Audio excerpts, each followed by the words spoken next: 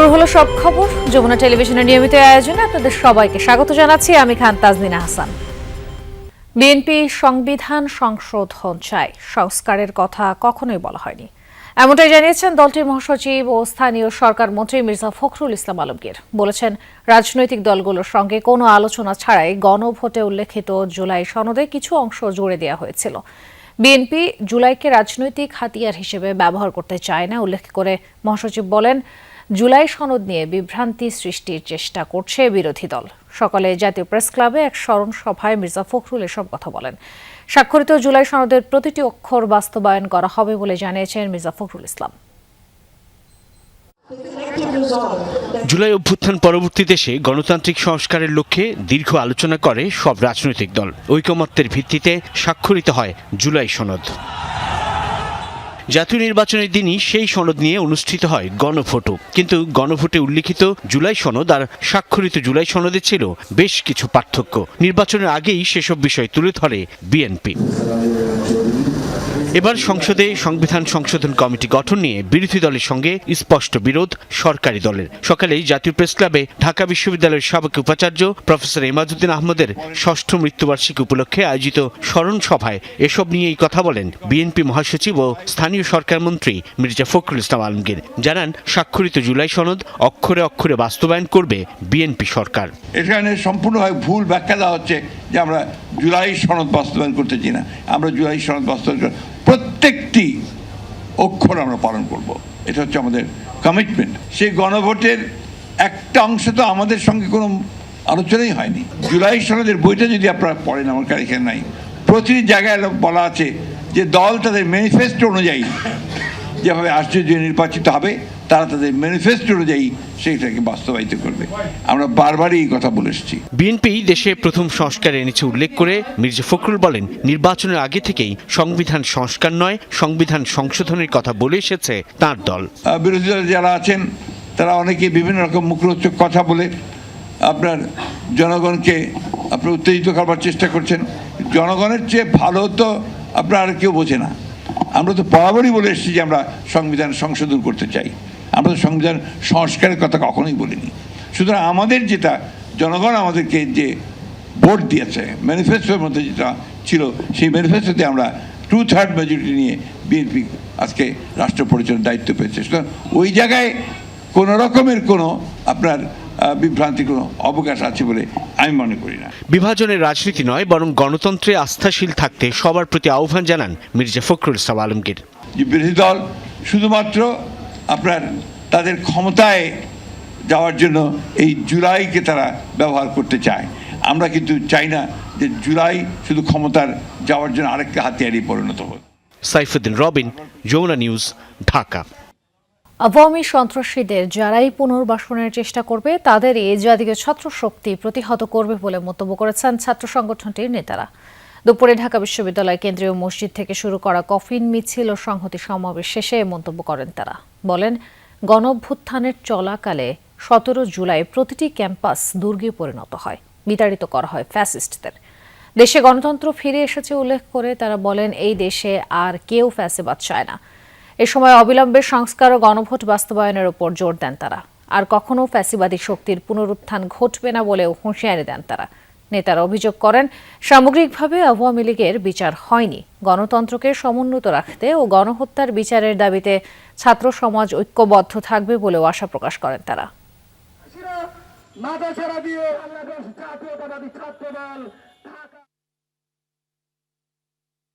বিপ্লবের স্ফুলিঙ্গ এখনো বাংলার মানুষের মধ্যে রয়েছে। যদি আওয়ামী লীগের সন্ত্রাসীদের পুনর্বাসন করার চেষ্টা করে না কেন, সে যেই দলই হোক না কেন, তাদের বিরুদ্ধে ছাত্র শক্তি অবস্থান গ্রহণ করবে। 2026 ফিফা বিশ্বকাপ ফাইনালে শিরোপার লড়াইয়ে মুখোমুখি হতে যাচ্ছে স্পেন ও আর্জেন্টিনা। একদিকে তারুণ্যের শক্তি, অন্যদিকে ফুটবল বিশ্ব দেখবে অভিজ্ঞতার পরীক্ষা। পজিশন ভিত্তিক ফুটবল নিয়ে বর্তমান ইউরো চ্যাম্পিয়ন স্পেন মাঠে নামে। অন্যদিকে ডিফেন্ডিং চ্যাম্পিয়ন আর্জেন্টিনার সবচেয়ে বড় শক্তি দলীয় ঐক্য, অভিজ্ঞতা আর লিওনেল মেসির অসাধারণ নেতৃত্ব। পাশাপাশি আক্রমণ ভাগকে আরও ভয়ঙ্কর করতে পারে লাউতারো মার্টিনেজ ও হুলিয়ান আলভারেজরা। অন্যদিকে লামিন ইয়ামাল, পেদ্রি আর মাঝ মাঠে রদ্রির নেতৃত্ব বড় শক্তি স্পেনের। দু দলের মুখোমুখি ইতিহাসও দারুণ জমজমাট। 14 ম্যাচে স্পেন জিতেছে 6টি, আর্জেন্টিনা জিতেছে 6টি আর ড্র হয়েছে 2টি। বিশ্বকাপে মুখোমুখি হয়েছে মাত্র একবার। 2018 সালের সবশেষ মুখোমুখিতে এক প্রীতি ম্যাচে 6-1 গোলে জিতেছিল স্পেন। রোববার বাংলাদেশ সময় দিবাগত রাত 1টায় অনুষ্ঠিত হবে হাই ভোল্টেজ ফাইনাল ম্যাচটি। 2026 ফিফা বিশ্বকাপের ফাইনালে মুখোমুখি হবে আর্জেন্টিনা ও স্পেন। শিরোপা নির্ধারণী এই মহরণকে সামনে রেখে ম্যাচ পরিচালনায় নিয়োজিত রেফারিদের নাম ঘোষণা করেছে ফিফা। একই ম্যাচে প্রধান রেফারির দায়িত্ব পালন করবেন স্লোভেনিয়ার অভিজ্ঞ রেফারি স্লাভকো ভিনচিচ। তাকে সহায়তা করবেন স্বদেশি তোমাস ক্লাঞ্চনিক এবং আন্দ্রাজ কোভাচিচ। চতুর্থ রেফারি হিসেবে দায়িত্ব পালন করবেন জর্ডানের আধাম মাখাদমে, আর রিজার্ভ সহকারী রেফারি থাকবেন জর্ডানের মোহাম্মদ আলকালাফ।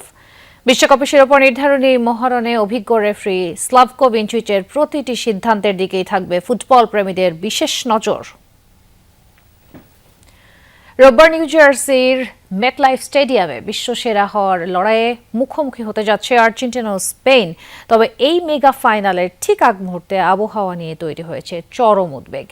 কানাডার প্রলয়ঙ্কারী দাবানলের ঘন ধোঁয়া গ্রাস করেছে নিউ ইয়র্ক ও নিউ জার্সি সহ আমেরিকার বিস্তীর্ণ এলাকা। বাতাসের মান চলে গেছে বিপজ্জনক স্তরে। যে আকাশ জুড়ে থাকার কথা ছিল ফুটবল উন্মাদনা, সেখানে এখন কেবলই ঘন কুয়াশা আর পোড়া গন্ধ। কানাডার 8% সক্রিয় দাবানলের বিষাক্ত ধোঁয়া উত্তর আমেরিকা মাড়িয়ে এখন জেঁকে বসেছে নিউ ইয়র্ক সিটির মেট্রোপলিটন এলাকায়। আমেরিকার মিডওয়েস্ট থেকে উত্তর পূর্বাঞ্চল পর্যন্ত প্রায় 10টি অঙ্গরাজ্যে জারি করা হয়েছে জরুরি বায়ু সতর্কতা। মাত্র দুদিনের অপেক্ষা, রোববার এই নিউ জার্সির স্টেডিয়ামেই গড়াচ্ছে আর্জেন্টিনা বনাম স্পেনের মধ্যকার ফিফা বিশ্বকাপ ফাইনাল। বিশ্বজুড়ে যেখানে কোটি ফুটবল প্রেমী চোখ, সেই 82,000-এরও বেশি দর্শক ধারণ ক্ষমতার স্টেডিয়ামটি এখন ধোঁয়াশার চাদরে ঢাকা। শেষ মুহূর্তে টিকিটের দাম $30,000 ছুঁই ছুঁই করলেও মাঠের খেলা ঠিকঠাক হবে কিনা তা নিয়েই এখন বড় সংশয়। এখন ধোঁয়াশার চাদরে ঢাকা। শেষ মুহূর্তে টিকিটের দাম $30,000 ছুঁই ছুঁই করলেও মাঠের খেলা ঠিকঠাক হবে কিনা তা নিয়েই এখন বড় সংশয়। Playing something like soccer, especially that requires ফুটবলের মতো হাই ইন্টেন্সিটি খেলায় খেলোয়াড়দের ফুসফুসকে স্বাভাবিকের চেয়ে 2 থেকে 3 গুণ বেশি কাজ করতে হয়। এর অর্থ হলো তারা সাধারণের চেয়ে 3 গুণ বেশি বাতাস শরীরে টেনে নিচ্ছেন। এই বাতাস যদি বিষাক্ত ধোঁয়ায় পূর্ণ থাকে তবে তা খেলোয়াড়দের শরীরের জন্য চরম ক্ষতিকর, এমনকি তা সাময়িক সময়ের জন্য হলেও। even if it's temporary, that is not good. তবে এই চরম উদ্বেগের মাঝেই কিছুটা স্বস্তির খবর দিচ্ছে আবহাওয়া অধিদপ্তর।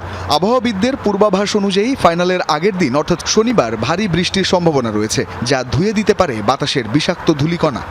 Sunday afternoon Eastern time. রোববার সকালে এই এলাকায় একটি শৈত্যপ্রবাহ আসবে এবং তা অবশিষ্ট ধোঁয়াকে উড়িয়ে নিয়ে যাবে। ম্যাচ শুরুর আগে হয়তো কিছুটা ধোঁয়া থাকতে পারে, তবে প্রথমার্ধ শুরু হতে হতে পুরো আকাশ পরিষ্কার হয়ে যাবে। আমরা 85°F তাপমাত্রার একটি রৌদ্রোজ্জ্বল ও চমৎকার আবহাওয়ার আশা করছি। I think most of that smoke is out of the way. আবহাওয়ার পূর্বাভাস আশা জাগানিয়া হলেও বর্তমান পরিস্থিতি বিবেচনায় নিউ ইয়র্ক জুড়ে সাধারণ মানুষের স্বাস্থ্য সুরক্ষায় সর্বোচ্চ সতর্কতা জারি করেছে প্রশাসন। At unhealthy levels, everyone, not just people with asthma and heart conditions, not just older adults, everyone may feel health effects. Ranjan Shanto, Jamuna sports. বিশ্বকাপ ফাইনালে আর্জেন্টিনাকে সমর্থন দিতে যুক্তরাষ্ট্রে যাচ্ছেন না দেশটির প্রেসিডেন্ট হাভিয়ের মিলেই। রাজনৈতিক, কূটনৈতিক কিংবা নিরাপত্তাজনিত কোনো কারণ নয়, বরং নিজের দীর্ঘদিনের কুসংস্কার ও সৌভাগ্য রুটিন ভাঙতে না চাওয়াই তার এই সিদ্ধান্তের মূল কারণ। এ নিয়ে মিলেই জানিয়েছেন, চলতি বিশ্বকাপে আর্জেন্টিনার প্রতিটির ম্যাচই তিনি সরকারি বাসভবন কিন্তা দে অলিভস থেকে দেখেছেন এবং ফাইনালেও সেই ধারাবাহিকতাই বজায় রাখতে চান। সুইজারল্যান্ডের বিপক্ষে ম্যাচের পর থেকেই একটি নির্দিষ্ট জ্যাকেট পরে একই নিয়মে খেলা দেখছেন তিনি। তার বিশ্বাস, এই রুটিন বদলালে দলের ভাগ্যেও প্রভাব পড়তে পারে।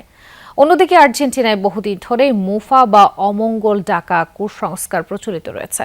সেই বিশ্বাস থেকেই দায়িত্বে থাকা প্রেসিডেন্টরা সাধারণত বিশ্বকাপে আর্জেন্টিনার ম্যাচে মাঠে উপস্থিত হন না। জিনেদিন জিদানকে আনতে বেতনের সীমা ভাঙতে চায় ফ্রান্স। আপাতত ক্রীড়া মন্ত্রণালয়ের বিশেষ অনুমতির অপেক্ষায় আছে ফরাসি ফুটবল ফেডারেশন। ফ্রান্স জাতীয় দলের নতুন কোচ হিসেবে জিদানকে নিয়োগ দিতে সর্বোচ্চ চেষ্টা চালিয়ে যাচ্ছে দেশটির ফুটবল ফেডারেশন। ফরাসি সংবাদ মাধ্যম জানিয়েছে জিদানকে দায়িত্ব দিতে 4,50,000 ইউরো বেতনের সীমার চেয়েও বেশি অর্থ দিতে চায় ফেডারেশন। তবে নিয়ম অনুযায়ী এই সীমার চেয়ে বেশি বেতন দিতে হলে ফ্রান্সের ক্রীড়া মন্ত্রণালয়ের বিশেষ অনুমতি প্রয়োজন। রিয়াল মাদ্রিদের হয়ে 3টি চ্যাম্পিয়ন্স লিগ জেতানো কিংবদন্তি কোচ জিদানকে নিতে প্রস্তুত ফরাসিরা। বিশ্বকাপে খেলোয়াড় ছাড়াই $3.3 মিলিয়ন পাচ্ছে বার্সেলোনা। তবে এবার বাড়তি তহবিল থাকা সত্ত্বেও কাতার বিশ্বকাপের তুলনায় কম অর্থ পাচ্ছে কাতালান ক্লাবটি। নিজেদের 16 জন খেলোয়াড় বিভিন্ন জাতীয় দলে ছাড়ার জন্য $2.89 মিলিয়ন পাবে বার্সেলোনা। স্প্যানিশ সংবাদ মাধ্যম মুন্দো দেপোর্টিভো জানিয়েছেন, এই 16 জনের মধ্যে স্পেনের হয়ে ফাইনালে ওঠা 8 জন খেলোয়াড়ও রয়েছেন। মজার বিষয় হলো এবার ফিফা খেলোয়াড় ছাড়ার জন্য মোট ক্ষতিপূরণের তহবিল বাড়িয়েছে। তবুও বার্সেলোনা পাচ্ছে 2022 কাতার বিশ্বকাপের তুলনায় কম অর্থ। সেবার তারা পেয়েছিল $4.43 মিলিয়ন, আর সেই অঙ্ক নেমে এসেছে $2.89 মিলিয়ন। চট্টগ্রাম পার্বত্য জেলা কক্সবাজারে বন্যায় ক্ষতিগ্রস্তদের ত্রাণ সহায়তা দেওয়ার পাশাপাশি পুনর্বাসনও দেয়া হবে। এজন্য তালিকা তৈরির কাজ চলছে। বন্যায় ক্ষতিগ্রস্ত এলাকা পরিদর্শন ও ত্রাণ সামগ্রী বিতরণ করে এমনটা জানিয়েছেন সরকারের মন্ত্রী প্রতিমন্ত্রীরা। এ সময় তারা বলেন, যে কোনো ধরনের দুর্যোগ পরিস্থিতির মোকাবেলার জন্য সম্পূর্ণ প্রস্তুত আছে সরকার।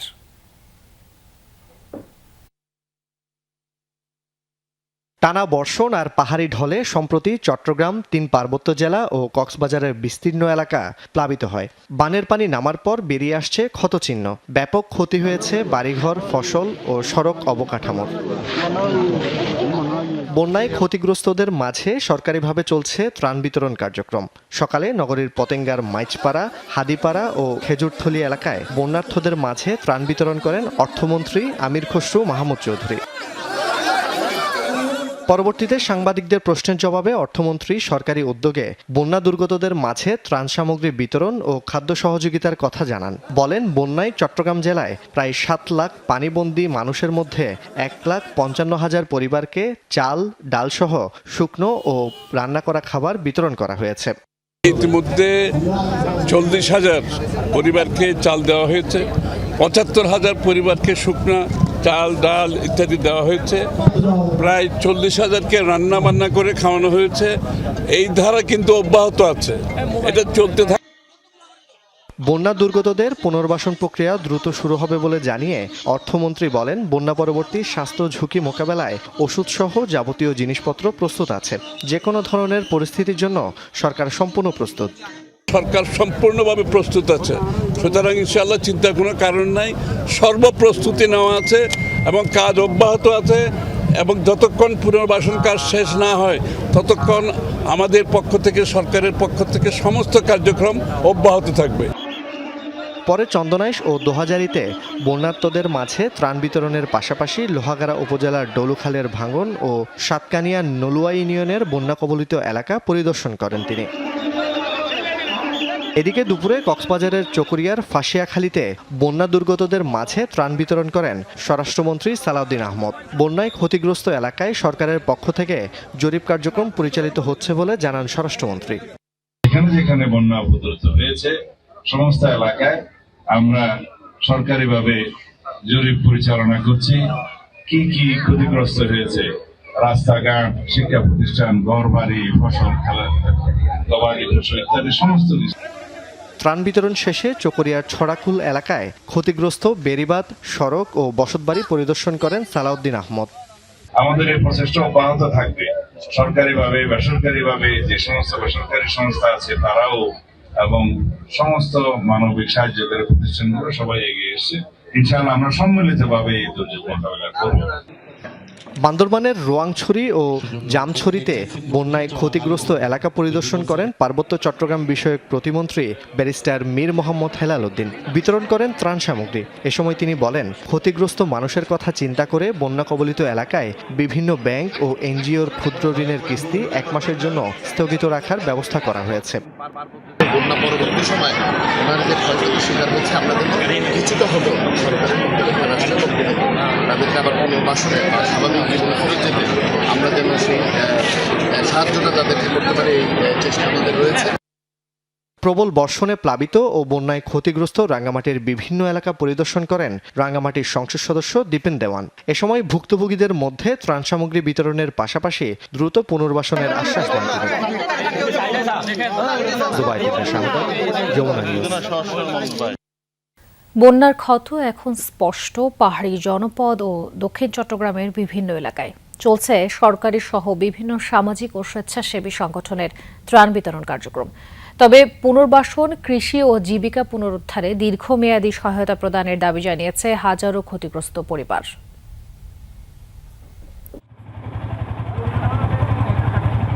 রাঙ্গামাটিতে টানা বর্ষণ, পাহাড়ি ঢল ও পাহাড় ধসে সৃষ্ট বন্যা পরিস্থিতির উন্নতি হলেও কাটেনি দুর্গত মানুষের দুর্ভোগ। সরকারি হিসাব অনুযায়ী জেলায় এবার ক্ষতিগ্রস্ত হয়েছেন 1,08,717 জন। ক্ষতিগ্রস্তদের জন্য নগদ 35 লাখ টাকা, চাল ও শুকনা খাবার বরাদ্দ ও বিতরণ করা হচ্ছে। এছাড়া জেলার বিভিন্ন উপজেলায় বন্যা পরিস্থিতির কারণে ভেঙেছে অভ্যন্তরীণ সড়ক যোগাযোগ ব্যবস্থাও। এদিকে পাহাড়ি জনপদ বান্দরবন ও দক্ষিণ চট্টগ্রামে বেসরকারি উদ্যোগেও চলছে ত্রাণ বিতরণ। গাউসিয়া কমিটি বাংলাদেশ ও আঞ্জুমানে রহমানিয়া আহমদিয়া সুন্নিয়া ট্রাস্টের উদ্যোগে বান্দরবনের বিভিন্ন উপজেলায় প্রায় 10,000 মানুষের মাঝে চাল, ডাল, তেল, শুকনা খাবার ও পানি বিশুদ্ধকরণ ট্যাবলেট বিতরণ করা হয়েছে। তবে প্রয়োজনের তুলনায় সহায়তা কম পাচ্ছেন অভিযোগ ভুক্তভোগীদের। এই কষ্টর আর কোনো সীমা নাই। এই আজ 6-7 দিন তোমার এইরকম দুধ বেরোছি পানির ভিতরে, পা হাত কাটিয়া, শরীর কাটিয়া, মানে কোনো কিছু কাজকর্ম করতে পারি না। আরো 2 মাসও আমরা দাঁড়াতে পারবো না। কোনো রকম সরকার যদি সহযোগিতা করে আমাদের একটু ভালো উপকার হয়। স্বেচ্ছাসেবী সংগঠন রিসোর্স ইন্টিগ্রেশন সেন্টারের উদ্যোগে চট্টগ্রামের বাঁশখালী ও কক্সবাজারের চকরিয়ায় বন্যায় ক্ষতিগ্রস্ত পরিবারের মাঝে ত্রাণ সামগ্রী বিতরণ করা হয়েছে।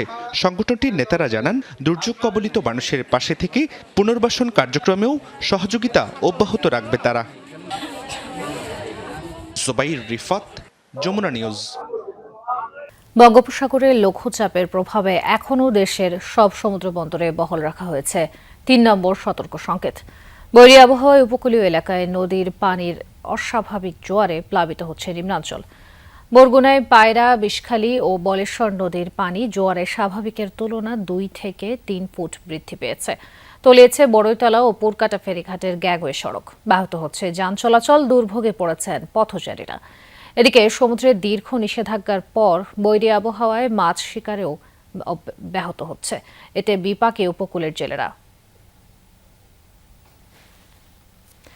এদিকে জোয়ারে প্লাবিত পটুয়াখালী উপকূলের নিম্নাঞ্চল। 24 ঘন্টায় 2 বার পানিবন্দী থাকতে হয় এসব এলাকার বাসিন্দাদের।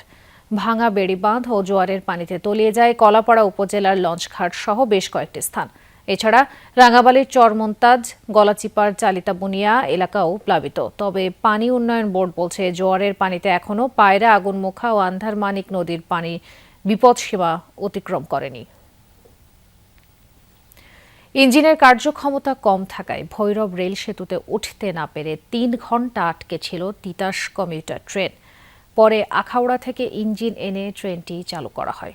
দুপুরে ঢাকা ব্রাহ্মণবাড়িয়াগামী ট্রেনটি ভৈরব জংশনে যাত্রা বিরতি দেয়। 2টার দিকে স্টেশন ছেড়ে কিছু দূরে গিয়ে ভৈরব রেল সেতুতে ওঠার আগেই থেমে যায়।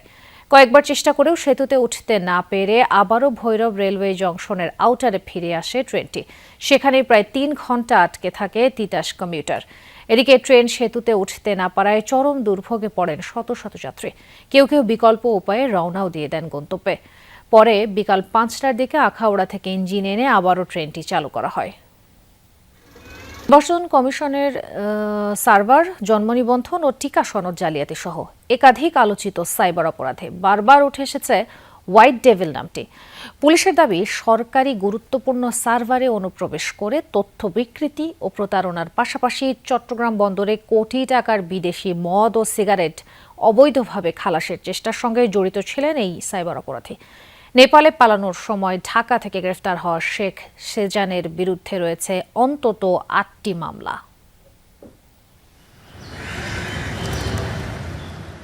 প্রকৃত নাম শেখ সেজান, তবে সাইবার অপরাধ জগতে তিনি বেশি পরিচিত হোয়াইট ডেভিল নামে। সরকারি বিভিন্ন সংস্থার সার্ভারে অবৈধ অনুপ্রবেশ, তথ্য বিকৃতি ও জালিয়াতির মাধ্যমে সংঘবদ্ধ সাইবার অপরাধ পরিচালনাই ছিল তার মূল কর্মকাণ্ড। পুলিশ জানায় 2024 সালে জালিয়াতির মাধ্যমে চট্টগ্রাম বন্দরে আমদানি হওয়া 11,676 লিটার বিদেশি মদ এবং একটি কন্টেইনার ভর্তি বিদেশি সিগারেট বন্দর থেকে অবৈধভাবে খালাসের চেষ্টার মূল পরিকল্পনাকারী ছিলেন সেজান। গত বুধবার নেপালে পালানোর চেষ্টাকালে হজরত শাহজালাল আন্তর্জাতিক বিমানবন্দর থেকে তাকে গ্রেপ্তার করে পুলিশ। সে আস্তে আস্তে এই জিনিসটাকে তার আয়ত্তে এনেছে, কীভাবে বিভিন্ন জনের সার্ভারে ঢোকা যায়, ওয়েবসাইটে ঢোকা যায়, সেগুলো সে রপ্ত করেছে। সে রপ্ত করে এখন সে হোয়াইট ডেভিল নামে পরিচিত, সে বড় রকমের হ্যাকারে পরিণত হয়ে গেছে। বিভিন্ন সরকারি গুরুত্বপূর্ণ সার্ভারের নিরাপত্তা দুর্বলতাকে কাজে লাগিয়ে দীর্ঘদিন ধরে হ্যাকিং ও সাইবার জালিয়াতির কর্মকাণ্ড চালিয়ে আসছিলেন বলে দাবি পুলিশের। এসব অপরাধ সংগঠনে তিনি একটি নেটওয়ার্কও গড়ে তুলেছেন। আসামি তথ্য প্রযুক্তিতে দক্ষ এবং বিভিন্ন তথ্য প্রযুক্তি ভিত্তিতে কার্যক্রমের সঙ্গে সম্পৃক্ত সংঘবদ্ধ চোরাচালানি উক্ত কার্যক্রম বাস্তবায়নে গুরুত্বপূর্ণ প্রযুক্তিগত ভূমিকা পালন করে। সাইবার অপরাধ, প্রতারণা ও তথ্য চুরির অভিযোগে দেশের বিভিন্ন থানায় তার বিরুদ্ধে অন্তত 8টি মামলা রয়েছে। এর আগে 2023 সালে নির্বাচন কমিশনের সার্ভারে অনুপ্রবেশ করে নাগরিকদের ব্যক্তিগত তথ্য চুরির অভিযোগেও গ্রেপ্তার হয়েছিলেন সেজান। জাতীয় পরিচয়পত্র, ভূমি উন্নয়ন করে রসিদ, জন্ম নিবন্ধন, টিকা সনদ, বিভিন্ন সরকারি ডিজিটাল সেবা জালিয়াতির অভিযোগে সিএমপি সিটি ও ডিএমপি সিটিডিসি টিমের অভিযানে গ্রেপ্তার হন। গ্রেপ্তার হওয়া শেখ সেজানের বাড়ি নড়াইল জেলার লোহাগাড়া উপজেলায়। শহীদুল সুমন, যমুনা নিউজ, চট্টগ্রাম। আজ ঐতিহাসিক 17 জুলাই 2024 সালের এই দিনে কমপ্লিট শাটডাউনের ডাক দেন গণ অভ্যুত্থানে নেতৃত্ব দেয় ছাত্ররা। এই উপলক্ষে জুলাই পদযাত্রা কর্মসূচি চলছে জাতীয় নাগরিক পার্টি এনসিপির। এই মুহূর্তে পদযাত্রায় আছেন দিনাজপুরের হিলিতে। আরও জানাতে সরাসরি যুক্ত হচ্ছেন সহকর্মী মুরাদ ইমাম কবির। কবির, কেন্দ্রীয় নেতাদের মধ্যে কে কে পদযাত্রায় উপস্থিত আছেন? পদযাত্রার পরের গন্তব্য কোথায়? তাজরিন, আপনি মুহূর্তে বৃষ্টিপাত হচ্ছে, আপনি দেখতে পাচ্ছেন আমার পিছনে মঞ্চ এখন প্রস্তুত করা হয়েছে। নেতাকর্মীরা, এনসিপির নেতাকর্মীরা এখনো এখানে এসে পৌঁছেনি। যেহেতু বৃষ্টি হচ্ছে, বৃষ্টির কারণে আপাতত এখানে কোনো লোকজন আমরা দেখছি না। আমরা স্থানীয় যে এনসিপির নেতাকর্মী রয়েছে তাদের সাথে আমরা কথা বলেছি। তারা যেটি বলছে যে বাদ মাগরিব তাদের এই পদযাত্রাটা শুরু হবে। তার জন্য আপনাকে একটু জানিয়ে রাখি যে গণভোট বাস্তবায়ন, এনসিপি বেশ কিছু দাবি নিয়ে আজকের এই পদযাত্রা শুরু করেছে। তাদের এগুলোর মধ্যে রয়েছে গণভোট বাস্তবায়ন, বিদ্যুৎ সংকট নিরসন, দ্রব্যমূল্য নিয়ন্ত্রণ, কর্মসংস্থান বৃদ্ধি ও সীমান্ত সুরক্ষার দাবিতে তাদের এই পদযাত্রা চলছে। আজকে হিলিতে যে পদযাত্রা চলছে, দিনাজপুরের হিলিতে যে পদযাত্রা অনুষ্ঠিত হবে একটু পরেই, এখানে উপস্থিত থাকবেন যে সার্জিজা আলম থাকবেন উপস্থিত, মুখ্য সংগঠক, উত্তরাঞ্চলের মুখ্য সংগঠক এনসিপির সার্জিজা আলম থাকবেন। এছাড়াও এই অনুষ্ঠানে উপস্থিত থাকবেন মুখ্য সমন্বয়ক এনসিপির নাসিরউদ্দিন পাটোয়ারি। এছাড়াও এখানে থাকবেন যুগ্ম মুখ্য head of wing doctor Abdul Ahad. তো যেহেতু এই মুহূর্তে এখানে বৃষ্টি হচ্ছে, সে কারণে এখানকার প্রোগ্রামটি আপাতত স্থগিত আছে। হয়তো বাদ মাগরিব প্রোগ্রামটি শুরু হবে। যুক্ত হওয়ার জন্য ধন্যবাদ কবির। শহীদ আবু সাইদ সহ জুলাই গণ অভ্যুত্থানের শহীদদের স্মরণে সমাবেশ ও দোয়া মাহফিল করেছে খেলাফত মজলিস।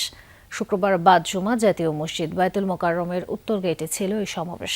সেখানে সরকারের কাছে জুলাই শহীদদের খুনিদের বিচার ও সাজা কার্যকরের দাবি তোলেন বক্তারা। অভিযোগ, এখনও স্বৈরাচারী সরকারের বিচার হয়নি। জুলাই জাতীয় সনদ বাস্তবায়নে আবারও রাজপথে নামার হুঁশিয়ারি দেন খেলাফত মজলিসের নেতারা। নতুন প্রজন্মকে ফার্মের মুরগি বলায় শিক্ষামন্ত্রীর সমালোচনা করেন বক্তারা। জানান, এই তরুণরাই স্বৈরাচারী সরকারের পতন ঘটিয়েছিল। তাদের অভিযোগ, জুলাই চেতনার সাথে গাদ্দারি করছে বর্তমান সরকার। জনগণ গণভোটে যেভাবে সংস্কার চেয়েছে সেভাবে সংস্কার বাস্তবায়ন করতে হবে। জুলাই সনদকে বাস্তবায়নে কোন ধরনের তালবাহানা এ দেশবাসী কখনো বরদাস্ত করবে না।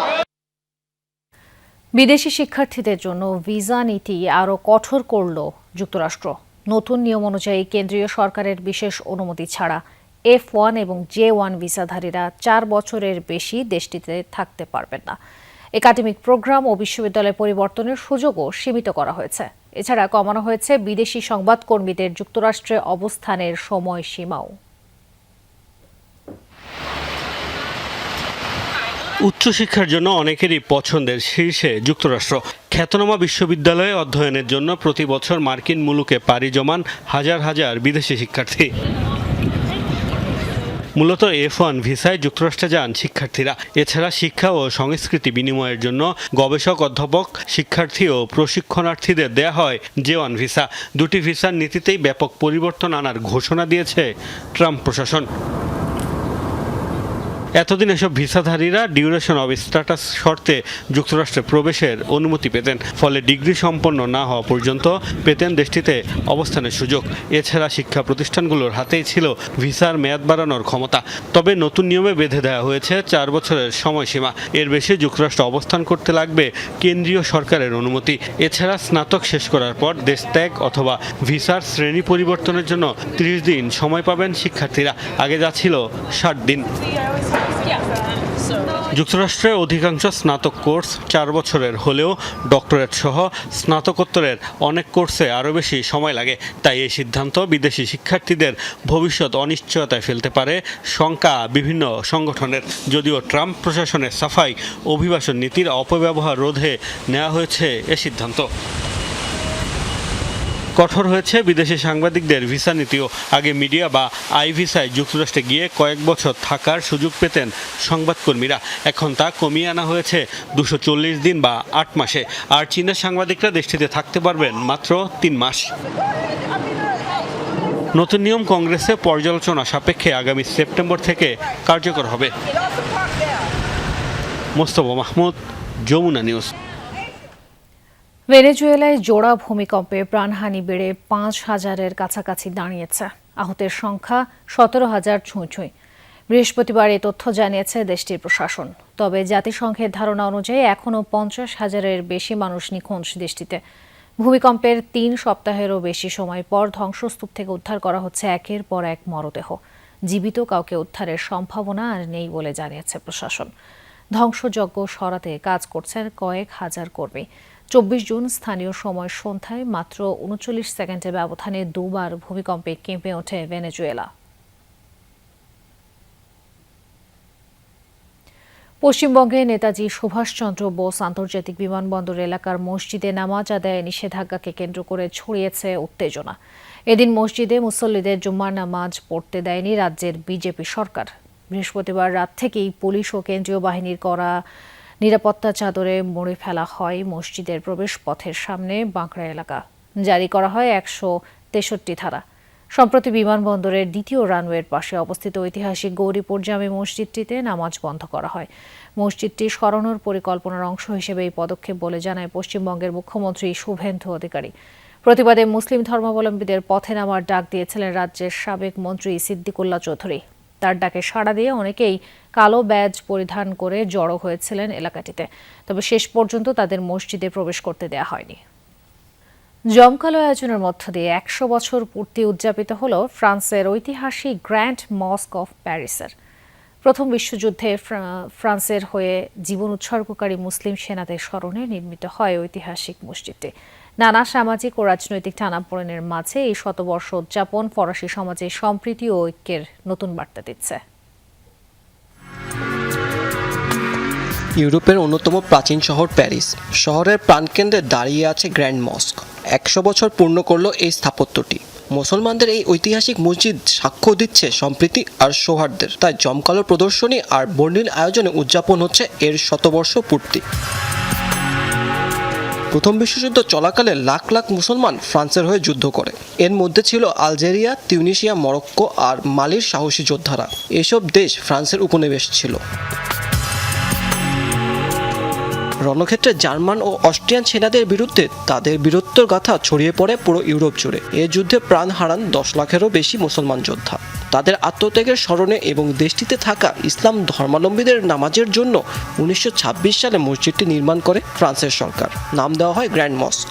Un moment important pour montrer 1926 সালে ফরাসি প্রজাতন্ত্রের সদর দরজা দিয়েই ইসলামের প্রবেশ ঘটেছিল।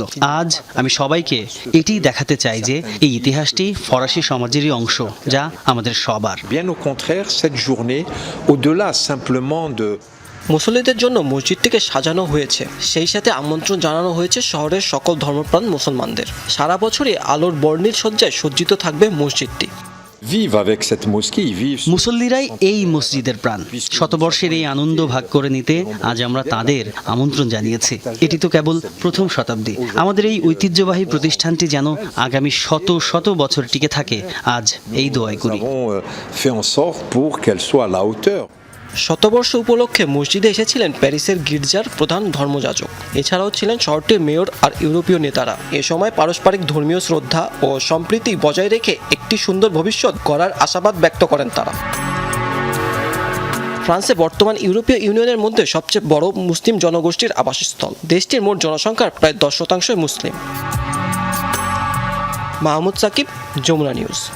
প্রয়াত রাষ্ট্রপতি জিয়াউর রহমান এবং বিএনপির সাবেক চেয়ারম্যান খালেদা জিয়ার জন্যই ধানের শীষে ভোট দিয়েছে জনগণ, এমন মন্তব্য করেছেন এনসিপির উত্তরাঞ্চলের মুখ্য সমন্বয়ক শারজিস আলম। দিনাজপুরের ঘোড়াঘাটে জাতীয় নাগরিক পার্টি উপজেলা শাখার আয়োজনে জুলাই পদযাত্রার পথসভায় যোগ দিয়ে এসব কথা বলেন তিনি। এ সময় খালেদা জিয়া ও ধানের শীষের সাথে প্রতারণা না করতে বিএনপি নেতাদের প্রতি আহ্বান জানান শারজিস আলম। আহ্বান জানান জুলাই চেতনার পক্ষে থাকার। পথসভায় রংপুর 4 আসনের সংসদ সদস্য আখতার হোসেন, মুখ্য সংগঠক নাসির উদ্দিন পাটোয়ারি সহ অন্যান্যরা উপস্থিত ছিলেন।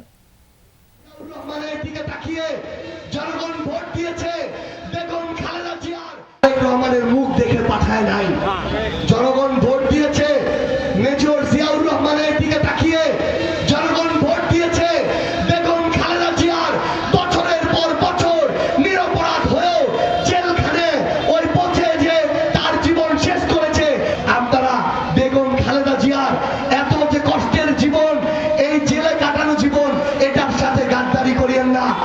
নরসিংদীর রায়পুরায় বিলে গোসল করতে নেমে 2 শিশুর মৃত্যু হয়েছে। নিহতরা হল উপজেলার ভেলুয়ারচর এলাকার 7 বছরের শিশু নিপা আক্তার ও 11 বছরের জান্নাতি আক্তার। স্বজনরা জানায় দুপুরে বিলে গোসল করতে যায় 2 শিশু। পানিতে নামার পরপরই তলিয়ে যায় তারা। কিছুক্ষণ পর তাদের উদ্ধার করে উপজেলা স্বাস্থ্য কমপ্লেক্সে নিলে চিকিৎসক তাদের মৃত ঘোষণা করেন। এর আগে বৃহস্পতিবার উপজেলার চান্দেরকান্দি ইউনিয়নের বড়কান্দা এলাকায় খালে ডুবে 4 শিশুর মৃত্যু হয়েছে। হাসপাতালের বর্জ্য যেন নির্ধারিত স্থানেই ফেলা হয়, সেদিকে বিশেষ গুরুত্ব দেওয়ার আহ্বান জানিয়েছেন ঢাকা উত্তর সিটি কর্পোরেশনের প্রশাসক শফিকুল ইসলাম খান। দুপুরে শেওড়াপাড়ায় গ্রিন স্পেশালাইজড হাসপাতালের উদ্বোধন অনুষ্ঠানে প্রশাসক কথা বলেন। জানান, হাসপাতালের বর্জ্য ব্যবস্থাপনা সিটি কর্পোরেশনের দায়িত্ব নয়, বরং আলাদা ব্যবস্থা রয়েছে। সেগুলো সংরক্ষণ করে নির্দিষ্ট স্থানে ফেলার অনুরোধ জানান। এ বিষয়ে কোনো ধরনের অবহেলা করা যাবে না। পাশাপাশি হাসপাতালের সামনে ময়লার বিন স্থাপনেরও অনুরোধ জানান। এলাকার মানুষের জন্য মানসম্মত ও নিরবিচ্ছিন্ন স্বাস্থ্যসেবা নিশ্চিত করতে হাসপাতাল কর্তৃপক্ষকে সতর্ক থাকার আহ্বান জানান তিনি। এই হসপিটালে পরীক্ষা নিরীক্ষা করার সময় অনেক ধরনের মেডিকেল ওয়েস্ট থাকবে, সেগুলো আপনারা সংরক্ষণ করবেন। এটা একটা মেডিকেল ওয়েস্ট এবং গৃহস্থালী ওয়েস্টের মধ্যে অনেক ডিফারেন্ট আছে। মেডিকেল যেই ওয়েস্টগুলো সেটা কিন্তু সিটি কর্পোরেশন নেয় না, এটা তো আপনারা নিশ্চয়ই জানেন। সেটার জন্য আলাদা একটা প্ল্যান আছে, তারা সেটা সংগ্রহ করে। ইসলামী ব্যাংক নিয়ে জাতীয় সংসদে দেয়া স্বরাষ্ট্রমন্ত্রী সালাউদ্দিন আহমদের বক্তব্য অসত্য ও বিভ্রান্তিমূলক। অবিলম্বে বক্তব্য প্রত্যাহারের দাবি জানিয়েছে ইসলামী ব্যাংক সচেতন গ্রাহক ফোরাম নামের একটি সংগঠন। বিকালে ঢাকা রিপোর্টার্স ইউনিটিতে এক সংবাদ সম্মেলনে সংগঠনটি দাবি করে, ইসলামী ব্যাংক কোনো ব্যক্তি, গোষ্ঠী বা বিশেষ পরিবারের নয়, কোটি মানুষের আমানত, বিশ্বাস ও অর্থনৈতিক নিরাপত্তা জড়িত এই ব্যাংকটির সাথে। কিন্তু ব্যাংকটির পরিচালনা পর্ষদ ভেঙে দিয়ে আবারও লুটপাটকারীদের হাতে তুলে দেওয়ার অপচেষ্টা চলছে। অবিলম্বে প্রকৃত উদ্যোক্তাদের মধ্য থেকে পরিচালক নিয়োগ দিয়ে পর্ষদ গঠনের দাবি জানান তারা। সংবাদ সম্মেলনে জানানো হয়, আগামীকালের পূর্ব ঘোষিত গ্রাহক সমাবেশটি দুর্যোগপূর্ণ আবহাওয়া ও এইচএসসি পরীক্ষার কারণে স্থগিত করা হয়েছে। স্বরাষ্ট্রমন্ত্রী, অর্থমন্ত্রীর পক্ষ থেকে যে অসত্য বক্তব্য উপস্থাপন করা হয়েছে জাতীয় সংসদে, সেই সকল অসত্য তথ্য বিভ্রান্তিমূলক যে বক্তব্য সেই বক্তব্য অবিলম্বে প্রত্যাহার করতে হবে। গ্রাহকদের আমানতের নিরাপত্তা রক্ষায় অনতিবিলম্বে দৃশ্যমান এবং কার্যকর পদক্ষেপ গ্রহণ করতে হবে। হাতিরঝিলে অনুষ্ঠিত হলো Dhaka metro half marathon. Triathlon ড্রিমার্সের সিগনেচার ইভেন্টের দ্বিতীয় সংস্করণ এটি। 4 ক্যাটাগরিতে অংশ নেন প্রায় 2000 দৌড়প্রেমী। আয়োজকরা বলেন, ঢাকার ঐতিহ্য ও সংস্কৃতিকে বিশ্ব দরবারে ইতিবাচকভাবে তুলে ধরার একটি দারুণ প্ল্যাটফর্ম এটি। ইভেন্টের মিডিয়া পার্টনার ছিল যমুনা টেলিভিশন। পুরো শহর যখন গভীর ঘুমে আচ্ছন্ন, ঠিক তখন হাতিরঝিলে এক অন্যরকম জাগরণ। ফজরের আজানেরও আগে নিস্তব্ধ নগরীকে উৎসবের রঙে রাঙাতে জড়ো হয়েছিলেন হাজারো মানুষ। দ্বিতীয়বারের মতো অনুষ্ঠিত হলো ঢাকা মেট্রো হাফ ম্যারাথন। এবারের প্রতিপাদ্য run the city, celebrate the culture. এবারের আয়োজনে 21.1 কিলোমিটারের মূল হাফ ম্যারাথনের পাশাপাশি ছিল 15 কিলোমিটার, 7.5 কিলোমিটার ক্যাটাগরি এবং শিশুদের জন্য ছিল বিশেষ 1 কিলোমিটার ক্যাটাগরি। বাবা বলেছেন দৌড়ালে শক্তি হয়, এই জন্য আমি দৌড়াই। ফার্স্ট হতে চেয়েছিলাম, হয়েছি 4th। আমি 1 কিলোমিটার আজকে দৌড়াইছি, 1 কিলোমিটার দৌড়ে অনেক ভালো লাগছে। আমি 1 কিলোমিটার কিডস রেস করেছি, ওখানে পজিশন 4th। কেবল নিয়মিত অ্যাথলেট কিংবা শিক্ষার্থীরাই নন, সুস্থ জীবনধারার বার্তা ছড়িয়ে দিতে এই ট্র্যাকে পা মিলিয়েছেন দেশের শীর্ষস্থানীয় কর্পোরেট ব্যক্তিত্ব থেকে শুরু করে বিদেশি দৌড়বিদরাও। সব আয়োজন, হাইড্রেশন পয়েন্ট ওয়াজ 10 on 10, আর ওয়েদার অলসো ফেভার করেছে। আপনি ডিসিপ্লিন, কনসিস্টেন্সি যদি ধরে রাখতে পারেন জীবনের প্রতিটা ক্ষেত্রে, শুধু রান না, তাহলে ইট উইল বি সাকসেস। আমি 7.5 কিলো ফিমেলের মধ্যে চ্যাম্পিয়ন, মানে আমার খুবই ভালো লাগতেছে, মানে এক্সাইটেড। আমি আমার ফ্যামিলির মধ্যে আমি এটা ছড়াতে পেরেছি, এই কারণে বলবো যে আমি দৌড়তে এত বেশি দৌড়েছি যে ওরা আমার এই দৌড়ের প্রেমে পড়েছে। দৌড় শেষে মেডেল নিয়ে উদযাপনে মেতে ওঠেন দৌড়প্রেমীরা। ফটোবুথে দাঁড়িয়ে স্নিগ্ধ সকালের ছবি ফ্রেমবন্দি আর খোশ গল্পে মেতে ওঠেন তারা। ইন্ডাস্ট্রি গ্রো করছে, একটা কালচারাল শিফট হয়েছে, মানুষের মন মানসিকতা পাল্টেছে, সামাজিকভাবে এটা একটা সামাজিক আন্দোলনের রূপ নিয়েছে। হ্যাঁ, সো আমার মনে হয় এটা has a very positive impact. ডিসেম্বরে বা নভেম্বরের লাস্ট উইকে আমি টেকনাফ তেঁতুলিয়া দৌড়াবো। যান্ত্রিক এই শহরের ব্যস্ত জীবনযাপন পেরিয়ে সুস্থ সংস্কৃতি আর সৌহার্দ্যের এক অনন্য মেলবন্ধন এই হাফ ম্যারাথন, বলেন আয়োজকরা। আমাদের যে একটা কালচার আছে, সেই কালচারটাকে তুলে ধরা, সুস্থ থাকার জন্য সবচেয়ে বড় এবং সহজ উপায় হচ্ছে রান করা। সেই রানকে প্রমোট করার জন্য বা সেই রানকে এগিয়ে নেওয়ার জন্য, সুস্থতা বার্তা দেওয়ার জন্য মূলত আমাদের এই ম্যারাথন আয়োজন। পরে হাতিরঝিলের অ্যাম্ফি থিয়েটারে হয় পুরস্কার বিতরণী পর্ব। বিভিন্ন ক্যাটাগরির শীর্ষস্থান অর্জনকারীদের হাতে তুলে দেওয়া হয় প্রাইজ মানি ও সম্মাননা। ইভেন্টের পার্টনার ও স্পন্সরদের প্রতিনিধিদের হাতেও তুলে দেওয়া হয় ক্রেস্ট। তাজনুর ইসলাম, যমুনা নিউজ, ঢাকা। বর্ষাকে বরণ করবেন আর ভিজবেন না, তা কি হয়? বাঙালির প্রেম আবেগের সাথে মিলেমিশে একাকার এই ঋতু। তাকে বরণেই ঢাকা বিশ্ববিদ্যালয়ের বকুলতলায় ছিল ঘন ঘটা উৎসব। সাদা, নীল কিংবা সবুজ শাড়ি অথবা পাঞ্জাবি পরেও উৎসব উপভোগে আসেন দর্শনার্থীরা, যার আয়োজনে ছিল অর্থী আহমেদ ডান্স একাডেমি, যেখানে 1.5 বছর থেকে 60 বয়সীরাও নাচেন প্রাণ খুলে।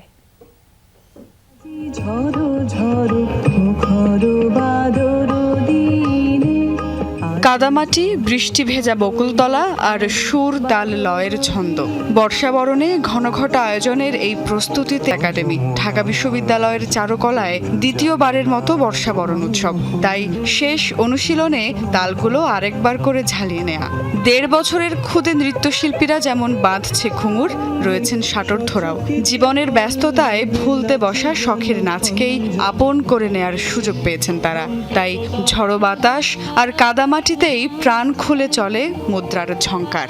আমার সমস্ত ক্লান্তি, অবসাদ, যত স্ট্রেস আছে সব পেছনে ফেলে আমি ওই 2 দিন শুধু মন খুলে নাচি। রুটিন মাফিক লাইফে নিজেকে ভালো রাখার জন্য, মন ভালো রাখার জন্য, ফ্রাস্ট্রেশন থেকে, ওয়ার্কলোড থেকে বেরিয়ে আসার জন্য নাচের জন্য টাইম আমাকে বের করতেই হচ্ছে।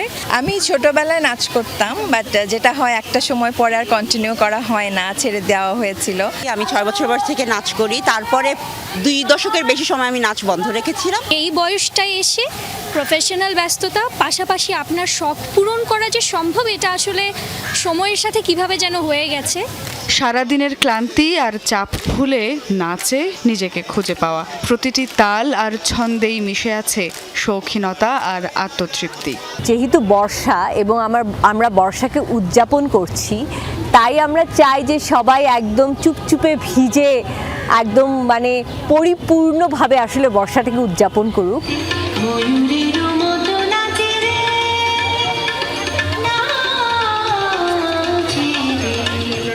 অবশেষে শুক্রবার এলো নৃত্যোৎসব ঘনঘটার পালা। সকালেই চারুকলার বকুলতলায় জমতে থাকে ভিড়। 11টায় শুরু হয় আনুষ্ঠানিকতা।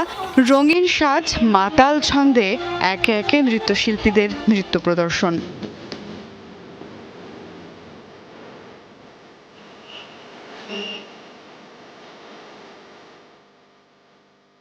আগেই শর্ত ছিল ছাতা আনা মানা, বৃষ্টি এলে ভিজতে হবে একসাথে, মাখতে হবে কাদামাটি, তবেই তো বর্ষা বরণ। সেই অপেক্ষাতেই ছিলেন দর্শনার্থীরা। নাচ উপভোগের পাশাপাশি খুঁজে ফেরেন নিজেকেও।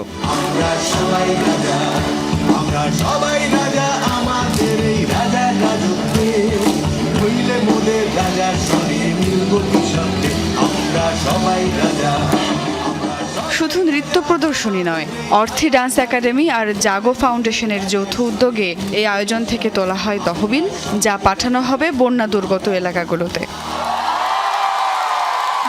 বৃষ্টি হলে ভিজবো একসাথে, সেই স্পৃহা নিয়েই শুরু হয়েছিল ঘনঘটা।